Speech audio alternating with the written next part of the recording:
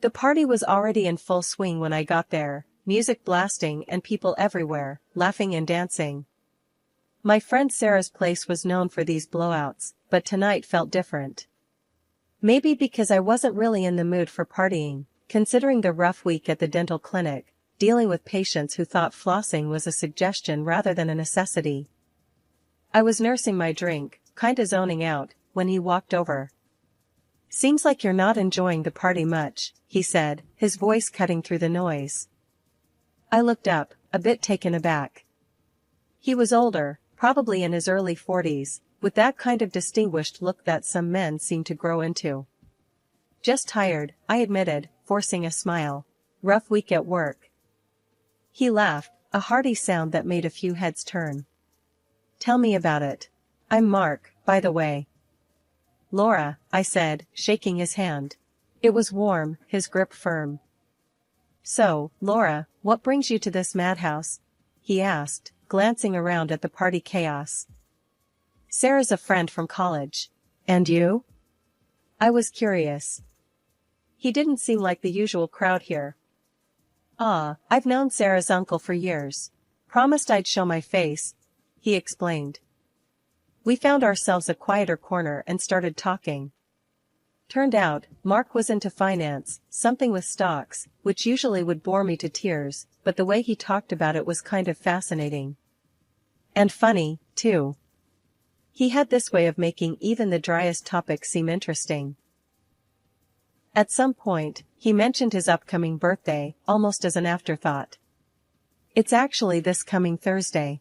Another year closer to oblivion," he joked, a mock toast with his drink.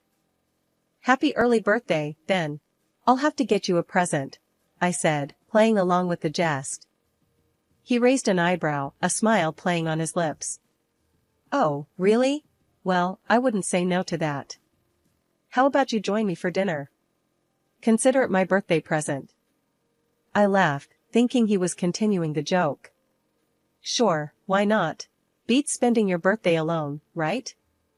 To my surprise, he took out his phone. "Great. Let me get your number, and I'll send you the details." That's how I ended up agreeing to a dinner for Mark's birthday, barely an hour after meeting him. It was impulsive, sure, but there was something about him, something that made me want to say yes. The night of the dinner came quicker than I thought. It was at this cozy little restaurant downtown, just the right kind of place for a birthday dinner. Mark was already there, waiting with a smile that made my heart do a weird flip. "Happy birthday," I said, handing him a small, wrapped gift. It was just a book I thought he'd like, nothing fancy. He looked genuinely touched, opening it with a care that made me feel, I don't know, special, I guess. "This is perfect, Laura. Thank you." Dinner was amazing. We talked about everything and nothing, from our jobs to the crazy ways of the world. And the more we talked, the more I realized I was enjoying myself, enjoying his company. It was late when we finally left the restaurant. "Thanks for a great birthday, Laura. It's been a long time since I've enjoyed one like this," Mark said, his voice sincere. I felt a warmth spread through me at his words. I'm glad I could make it special. Happy birthday, Mark. Who knew a simple birthday dinner could kick off a whirlwind like the one Mark and I found ourselves in? Not me, that's for sure. After that night, we started seeing each other more and more. It wasn't long before those casual dates turned into something that felt a lot like, well, like something serious. One chilly evening, we were walking down the street after grabbing a bite at this little dive that Mark loved. He was going on about something funny that happened at his office, his laughter echoing in the cool air. Suddenly, Mark stopped walking and turned to me, his expression serious all of a sudden. "Laura, I've been thinking." "Yeah?" I prompted, a bit taken aback by the sudden shift in mood. "I'm really happy with you. Like, really happy. And I was wondering. What do you think about us moving in together?" He blurted out, his gaze fixed on me. I felt my heart skip a beat. Moving in together? That was a big step. "Mark, I'm happy too, really happy. But don't you think it's a bit soon?" I asked, trying to keep my voice steady. He took my hands in his eyes earnest. Maybe it is, but when something feels this right, why wait? I love you, Laura. And I want us to start building something together. His words sent a wave of warmth through me. Love. He'd said he loved me. And the crazy part? I realized I loved him too. Okay. I said, the word coming out in a whisper. Let's do it. Let's move in together. The smile that lit up Mark's face was worth any doubt or fear I might have had. From that night on, things moved quickly. We found a cozy apartment not too far from where I worked. Packing up my stuff and moving in with Mark felt like the start of a new chapter. It wasn't all smooth sailing, of course. Combining two lives into one space came with its fair share of bumps. Like the time I discovered Mark's insistence on keeping his ancient, ugly recliner right in the middle of our living room. I replied that in return I would put my neon pink flamingo lamp in the room. It was these little moments, these little compromises, that made us stronger, I think. We were figuring it out together, learning to give and take. Then came the talk of marriage. We were lying in bed one night, just talking about everything and nothing, when Mark suddenly turned to me. Laura, marry me. It wasn't a question, more like a statement. No kneeling, no ring in hand, just him and me, and his words hanging in the air between us. I looked into his eyes, saw the love and the seriousness there, and knew my answer. Yes, Mark. I'll marry you. The wedding was a small affair, just as we wanted. My parents, a few close friends, and of course, Alex, Mark's son. I could tell the kid wasn't thrilled about the situation, but he didn't kick up a fuss. Probably didn't want to upset his dad. Life with Mark was mostly smooth sailing, at least until the day he came to me with a request that threw me for a loop. Hey, Laura, can we talk about something? Mark asked one evening, looking a bit uneasy, which was unusual for him. Sure, what's up? I replied, setting down my book. His tone had already put me on alert. It's about Alex, he began, pacing a little. He's got this dream of starting a music band, and he's pretty serious about it. I nodded, encouraging him to continue. Music was a great outlet for teens, after all. Well, he's short on cash for some equipment and stuff. I was wondering, could we help him out? He needs about $10,000. Mark finished, finally stopping to look at me.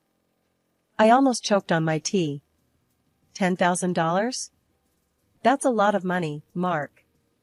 I know, but it's for a good cause, right? It's his dream. Mark pressed, his eyes searching mine for some sign of agreement. I sighed, feeling a mix of emotions. On one hand, I wanted to support Mark and his son, but on the other, this was a huge amount of money. Let me think about it, okay? In the end, I agreed. Seeing Mark so hopeful and excited about helping his son was touching. But that was just the beginning. A few months later, Mark came to me again. This time, he seemed more anxious. Laura, I hate to ask, but Alex needs more money for the band. Another $10,000. He said quickly, as if trying to get the words out before he could change his mind. I felt my frustration rise. Again, Mark? We just gave him $10,000. Where is all that money going? Mark's face fell, and he became defensive. He's investing in his future, Laura. Don't you think it's worth it? I do, but it's a lot of money. We're not made of cash, you know, I replied, trying to keep my voice calm. The argument that followed was heated. Mark accused me of not caring about Alex's future, and I accused him of not being realistic. It ended with Mark storming out, leaving me alone and bewildered. He returned a few days later, apologetic but still insistent. I'm sorry for blowing up, Laura. But it's important. To me, to Alex. Please. Torn between my love for Mark and my concerns about this seemingly bottomless pit of financial support for Alex's band, I agreed once more. But it didn't sit right with me. Then came the bombshell. Mark, looking more haggard and desperate than I'd ever seen him, asked for $30,000. Mark, this is crazy. $30,000? What's going on? This isn't just about some band, I said, feeling my patience wearing thin. It's for a tour. They've got a real shot, Laura, he stammered, avoiding my gaze. A tour? Mark, you can't expect me to believe this. We need to see some proof, something to show for all this money, I demanded, my voice rising. Mark exploded. Why can't you just trust me, Laura? Why do you always have to make things so difficult? The fight that ensued was ugly, full of accusations and hurtful words. Mark threatened divorce if I didn't agree to give Alex the money. I was stunned. This wasn't the man I married. I asked for time to think, but what I really needed was answers. This situation felt wrong on so many levels, and I was determined to get to the bottom of it. First stop on my detective trail was the internet. I figured if Alex's band was legit, they'd have some kind of online presence. So, I hunkered down with my laptop, typed in the band's name Mark mentioned, and hit search. The results were as barren as a desert, nothing, zip, zilch. Not a single trace of a band that was supposedly on the brink of their big break. Feeling a mix of frustration and vindication, I headed over to Alex's Instagram. If there were any clues to be found, it had to be there. I scrolled through his feed, which was like flipping through a catalog of luxury. Fancy dinners, designer gear, you name it. But among the high-life snapshots, not a single pic hinted at a music career. No instruments, no rehearsal spaces, nothing. Baffled, I decided it was time for some expert advice. I dialed up Danny, a buddy from college who's now deep into the music scene, always on the pulse of the latest bands and trends. Hey Danny, it's me. I started, trying to sound casual. Quick question for you, ever heard of a band called? I gave him the name Mark had fed me. There was a moment of silence on the line, then Danny's confused voice came through. Never heard of them. And trust me, if they were making any waves, I'd know. Why? They any good? I let out a sigh, a mix of disappointment and relief. Nah, just came across the name. Thought I'd check. Thanks, man. Danny's curiosity was piqued. You sure? I can do a bit more digging if you want. No, it's okay. Really. I appreciate it, though, I said, before quickly changing the subject. We chatted for a few more minutes about nothing in particular, before hanging up. There I was, back at square one, but now armed with a bucket load of doubts, and no one to share them with. I didn't breathe a word of this to Mark. How could I? I didn't know whether he was in on this scam or just another pawn in Alex's game. Nah, this needed more digging, and until I had something solid, my lips were sealed. The moment had come to face the music, or, more accurately, the lack thereof. I perched in front of my computer, the green light of the webcam flickering to life. My finger hovered over the Skype icon before pressing it with determination. This wasn't just a call, it was a confrontation. Alex answered, his face filling the screen.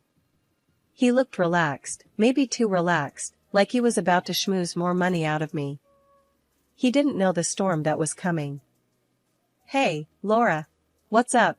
He started, all smiles. Cut the crap, Alex. We're not playing this game anymore. There's no band, is there? No music, no gigs, just you, living it up on my dime. I shot back, not giving him an inch. He tried to keep his smile, but I saw it falter. What are you talking about? Of course, there's a... Save it. I've done my homework. Your Instagram's a nice little portfolio of lies. Yeah, your band is as real as a $3 bill. I cut him off, my voice sharp as a knife.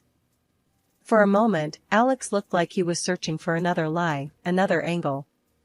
But then, his expression shifted, darkened. You're gonna regret poking your nose into this, Laura.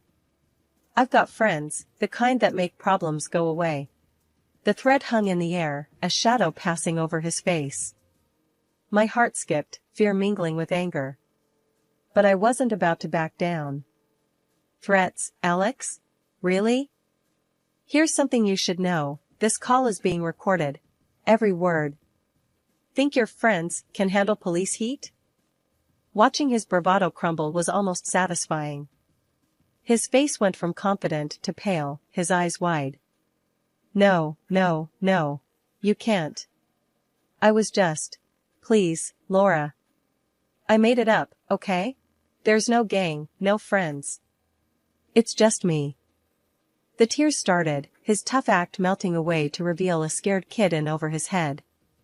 But I was past sympathy. All this, for what, Alex? Why the lies? Why the money? He was sobbing now, a mess of regret and fear. I just wanted to be someone, you know? Someone important. The money, the lifestyle. I thought it would make me happy. And you lied to your father? That part of your happiness plan? I pushed, needing him to understand the weight of his actions. He flinched, wiping his eyes. It wasn't supposed to go this far. I found out about him and someone else. Photos. I thought I could use it to. I don't know, get more money, keep up the act. I felt cold, a chill that went bone deep. You have proof? Send it. Now. He didn't argue, quickly tapping away on his end. Moments later, my phone dinged with the incoming evidence. Photos of Mark in the arms of another woman, unmistakable in their betrayal.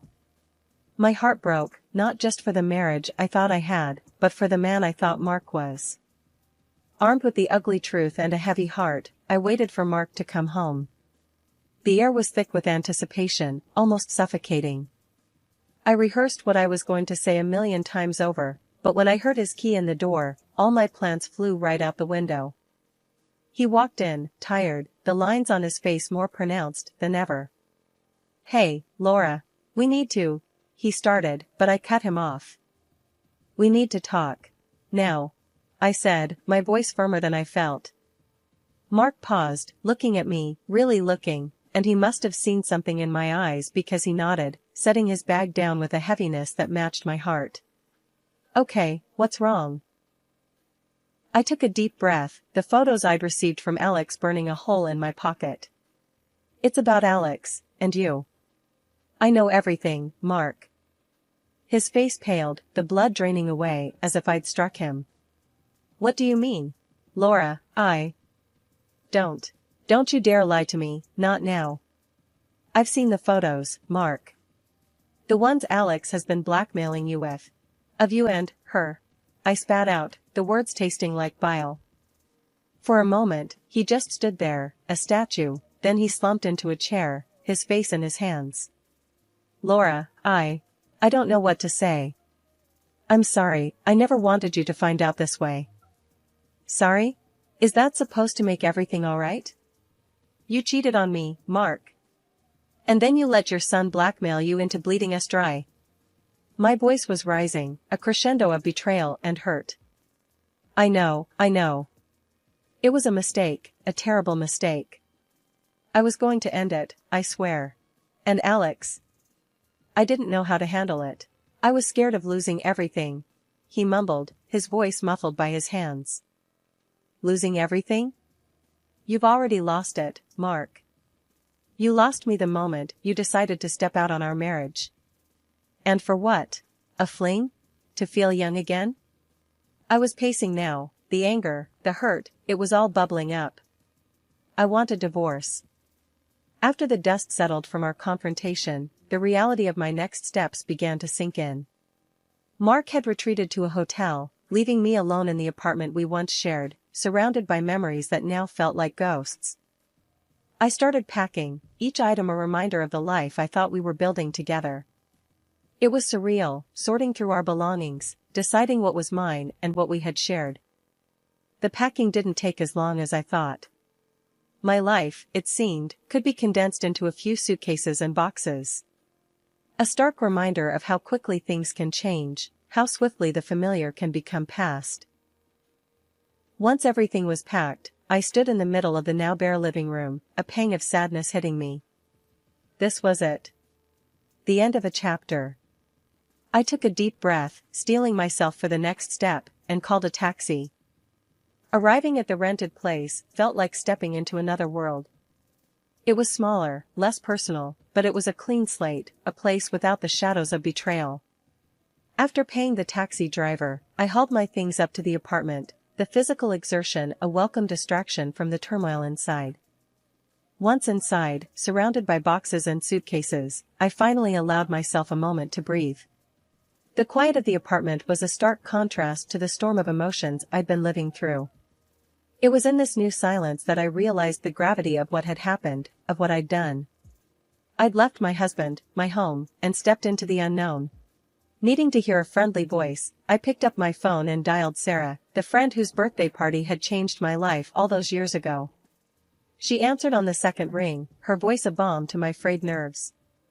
"Hey, it's me," I started, my voice steadier than I felt. "Hey, what's up? You sound off," she replied, her tone immediately shifting to concern. I took a deep breath, the words tumbling out. "I left Mark. I found out about everything. The affair, the lies, Alex's blackmail. I couldn't stay there, in that apartment, with all those memories." There was a sharp intake of breath on the other end. "Oh my God, Laura, I'm so sorry. Are you okay? Where are you?" "I'm in a rented apartment. Just needed to get away, to start figuring things out on my own," I explained, trying to keep the tremor out of my voice. "Laura, I'm here for you, whatever you need." I can't believe he would do that to you," Sarah said, her voice thick with emotion. "Thanks, Sarah. It means a lot. I just need some time, to process all of this." Hanging up, I felt a small sense of comfort, a reminder that despite everything, I wasn't completely alone. The first few weeks after leaving Mark were a blur of emotions and paperwork. The divorce proceedings were underway, a seemingly endless stream of signatures and legalities that felt both freeing and suffocating. The end of my marriage had sent ripples through my life, changing not just my future but Mark's as well. He's been having a rough time. The story got out, about the affair and the blackmail. It's affected his job, his reputation. It was a sobering thought, one that made me realize the depth of the fallout from our shattered relationship. In the days that followed, I threw myself into work and started exploring new hobbies, anything to rebuild the pieces of myself that had been lost in the turmoil. Slowly, I began to find joy in the little things, a coffee at a new cafe, a book that made me think, a jog in the park that cleared my mind. One afternoon, I decided to visit an art class, something I'd always wanted to try but never had the courage to do. There, covered in paint and laughing at my own lack of skill, I felt a spark of something new. It wasn't just about moving on from Mark, it was about rediscovering who I was without him. Just when I thought I was finding my new normal, my phone rang with a number I hadn't expected to see again, Alex's. "Hey." His voice came through, tentative, a stark contrast to the bravado and deceit that had marked our last exchanges. I hesitated, the old hurt flaring up for a moment, before I pushed it down. "Alex. What's up?" I just wanted to say I'm sorry, for everything. I messed up, big time. I realized I was chasing all the wrong things, for all the wrong reasons," he said, the words rushed, like he'd been rehearsing them. I listened, the silence on my end prompting him to continue. "It's just, I never really got much attention from Dad, And money, we never had enough. I thought if I could just live that life, even for a little while, it'd make things better. But I was wrong," he admitted, his voice laced with something that sounded a lot like regret. "Alex, I forgive you. But you need to understand, going down that path, using people, lying, it's only going to bring you more trouble," I said, my tone more gentle than I would have expected of myself. There was a pause, and then a quiet, "I know. I'm going to change, I promise. No more lies, no more schemes. I'm done with that life." His words held a note of sincerity that I hadn't heard from him before. It was enough to make me believe that maybe, just maybe, he was ready to turn a new leaf. "Good. Stick to that promise, Alex. It's never too late to start making the right choices," I encouraged, a part of me hoping he'd take my words to heart. We ended the call soon after, and I found myself staring at the phone long after the line had gone dead. Alex's apology and the promise of change were unexpected but welcome. It was a small step towards closing a painful chapter for both of us. In the days that followed, I threw myself even more into my work, my art, and my friendships. Each brushstroke on the canvas, each laugh shared with friends, felt like a declaration of my resilience, a testament to my ability to move forward,